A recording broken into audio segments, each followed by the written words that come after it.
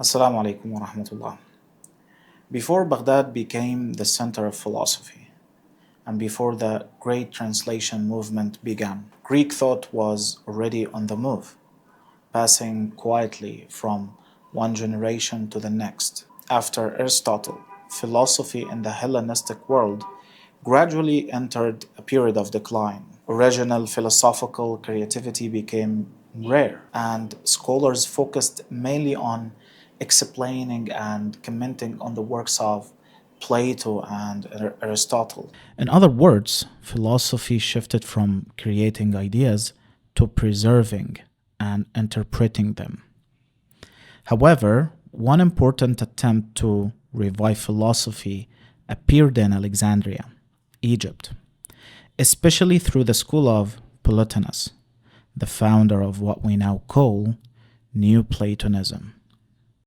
This movement tried to reinterpret Plato in a more spiritual and metaphysical way, blending philosophy with religious thought, something that would later resonate deeply in the Islamic world. Plotinus had three major students: Porphyry in Alexandria, Proclus in Athens, Iamblichos in Syria. Let's start talking about Porphyry. Porphyry is best known in the Islamic intellectual tradition as the author of Isa Gouj, a foundational introduction to logic. It is important to note that in the Islamic educational history, this text became a standard entry point into Aristotelian logic, long before students approached the more complex works of Aristotle himself. You may also recognize that in later Islamic scholarship, another work titled Isa Gouji, was written by the famous scholar Athiruddin al-Abhari, the student of Fakhruddin al-Razi. And it is still studied in traditional institutions today, like Al-Azhar University. As for Porphyry himself, his direct philosophical contribution beyond this work was relatively limited and humble in comparison to others. So let's jump to Proclus. Proclus was the most prominent and one of the last representatives of Athenian philosophical school. He was born in Constantinople, studied philosophy in Alexandria, and then moved to Athens, where he eventually became the head of the philosophical school. His work represents one of the most sophisticated developments of Neoplatonism in late antiquity. However, after his death, a decisive historical shift occurred. In 529 AD, the Byzantine Emperor Justinian I issued an imperial decree prohibiting the teaching of philosophy in Athens. As a result, the philosophical schools there were officially closed. Alexandria, although under the same empire, was not immediately shut down. Philosophy continued to be taught there, resisting political pressure for some time, until the Muslim opening of Egypt during the caliphate of Umar ibn al-Khattab radiyallahu anhu. As for the remaining philosophers of Athens, many of them fled eastward to Persia, particularly to the city of Jindisabur. There, under the patronage of the Persian king Khusru or Kisra, they found a safe environment and devoted themselves to translating and preserving Greek knowledge in Persia. Now let's talk about Iamblichos. Iamblichos was born in Syria. He traveled to Alexandria to study under Porphyry, who himself was a student of Plotinus. After completing his studies, Yambilichos returned back to Syria, where he played a major role in reviving Greek philosophy in that region. An important detail here is that many philosophers in these circles had already adopted Christianity, especially in the later period. Among them, Syriac-speaking scholars played a crucial role in translating Greek philosophical works into the Syriac language, forming a key bridge between Greek thought and the Islamic world. We need to know that Alexandria is the key to Greek philosophy. Let me tell you that the Egyptian philosopher and professor Dr. Ali Sami Nashar explains that until recently, many researchers believed that Muslims only encountered Greek philosophy during the Abbasid era, Al-Khilafah al-Abbasiyya, especially under Al-Ma'mun and Al-Mansur, through translating movements importing books from Byzantine lands. They even repeated the famous claim that the Library of Alexandria was burned during the Muslim conquest. However, modern research has decisively shown that this claim is historically unfounded. In reality, philosophical and scientific centers were already active across the regions later conquered by Muslims. And these centers did not suddenly stop functioning. The historian Max Meyerhoff demonstrated that the Alexandrian school was still active when Muslims entered Egypt.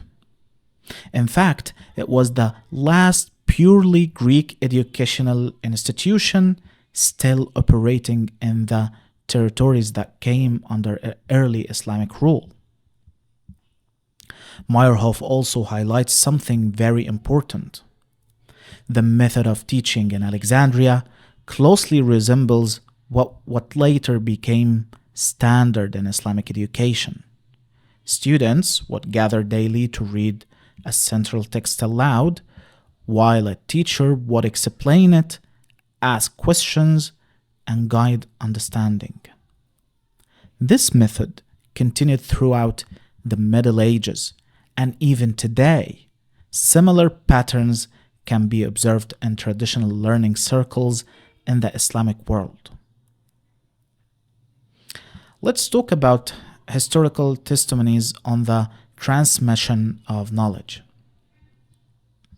The first testimony we have is the testimony of Al-Farabi.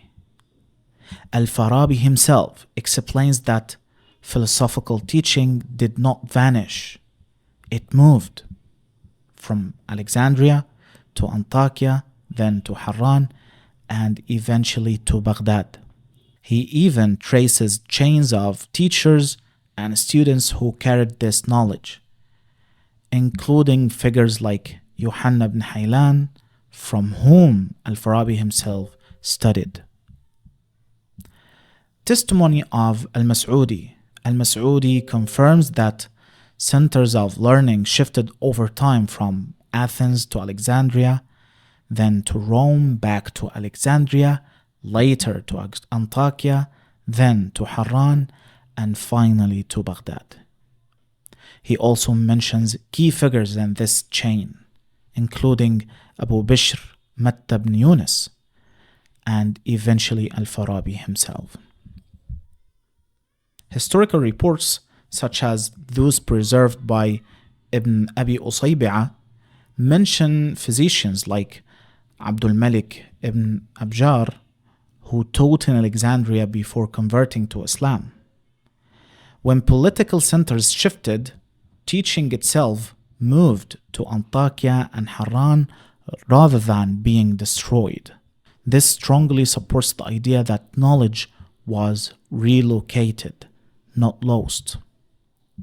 In addition to Alexandria, there were several important centers of learning that remained active and were not harmed by the Muslims' conquest, including Jundi Sabur. Jundi Sabur, in particular, became a major hub where Greek, Persian, and Indian knowledge interacted.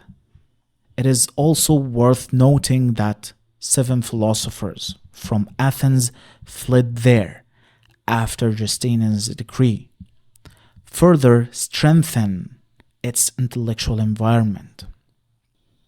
From this rich intellectual background emerged key figures in the translation movement. Among them was Hunayn ibn Ishaq, who was appointed head of Baytul Hikmah, House of Wisdom, in Baghdad under the Abbasi Khalifa al Ma'mun. He was later succeeded by his son, Ishaq. Alongside them were major translators such as Thabit ibn Qurra and Qusta ibn Luqa. These scholars did not merely translate texts, they critically engaged with them, corrected errors, and contributed to their development. This makes the translation movement one of the greatest intellectual enterprises in history. So, when we look at the history of philosophy in the Islamic world, what we find is not a sudden beginning, however, a continuation. Greek philosophy did not arrive as something foreign or disconnected. It came as part of a long living tradition, one that had already been moving, adapting, and transforming across different lands and cultures. From Alexandria to Antakya, from Haran to Baghdad, knowledge was not lost, but carried, preserved through teaching, reshaped through understanding, and renewed in new intellectual environment. And it is within this continuity that the first Muslim philosophers emerge, not as mere translators, but as participants in an ongoing conversation, a conversation that in many ways begins long before them and continues long after. This was not the beginning of philosophy in Islam, but the moment it found a new voice. Thanks for watching.